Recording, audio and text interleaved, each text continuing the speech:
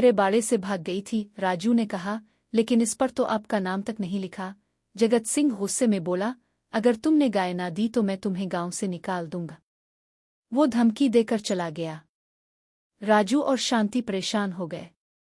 राजू के छोटे बच्चों मोनो और राजी ने अपने वालिदैन को परेशान देखा तो सोचा कि वो गाय को बचाने का कोई तरीका निकालेंगे।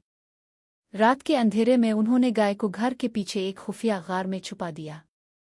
अगले दिन जब जगत सिंह अपने नौकरों के साथ गाय लेने आया तो गाय गायब थी।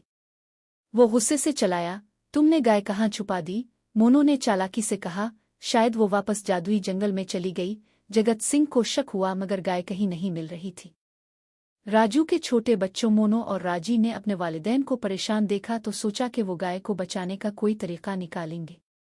रात के अंधेरे में उन्होंने गाय को घर के पीछे एक खुफिया गार में छुपा दिया।